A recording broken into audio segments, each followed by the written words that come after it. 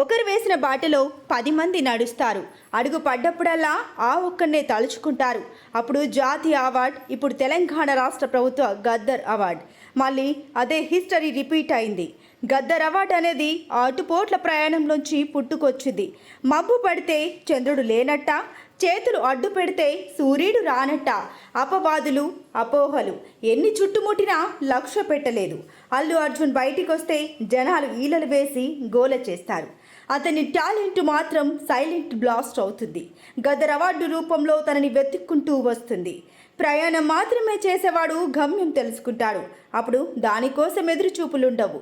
మైలురాళ్ళు మన దగ్గరకు రావు. నడుచుకుంటూ వెళితే అవే వెనక్కి వెళ్ళిపోతాయి. అర్జున్ అలాంటి ఓ ప్రయాణికుడు, అలుపెరగని స్వాప్నికుడు. పుష్ప 2కి గద్దర్ అవార్డు ప్రకటించగానే అతని అభిమానులు గర్వంగా తలెత్తుకున్నారు. గద్దర్ అవార్డు అందుకోబోతున్న మొదటి హీరో చీకట్లు కమ్మినా చివరికి వెలుగు వచ్చి తీరుతుందనడానికి ఇదే నిదర్శనం. అతని అసాధారణ ప్రతిభకి ఇదో ఉదాహరణ. ఆ అవార్డు అందుకునే తరడం కోసం అశేష అభిమానగణం ఎదురు చూస్తోంది.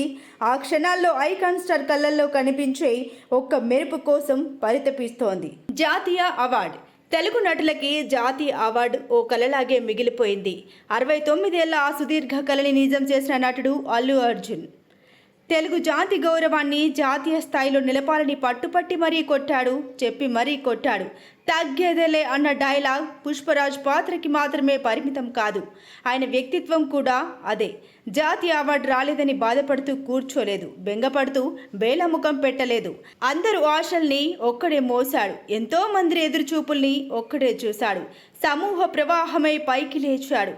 జాతీయ అవార్డుని జాతికి అంకితం చేశాడు. నటులుగా ఎవరు పుట్టరు, ఎదుగుతారు అని చెప్పడానికి ఐకాన్ స్టార్ ఒక ఉదాహరణ. తన కోసం తాను శ్రమిస్తే శ్రామికుడు, జాతి కోసం నటిస్తే అతనే నిజమైన ప్రేమికుడు. జాతి గర్వంగా తలెత్తుకొని చూడాలంటే సర్వం ధారపోయాలి, పనిని ప్రేమించాలి. అప్పుడే అది సాధ్యం. అది చేసి చూపించాడు. తొలి దారి వేయాలంటే ఎంత కష్టపడాలి, తొలి అడుగు పడాలంటే ఎంత పరితపించాలి, అందరి ఆకాశాన్ని కిందికి దించాలంటే ఎంత బలంగా నిలబడాలి, కనిపించని స్వర్గాన్ని చేతిలోకి తీసుకోవాలంటే ఎన్ని అవరోధాలతో తలపడాలి. అల్లు అర్జున్ అదే చేశాడు, చరిత్ర సృష్టించాడు.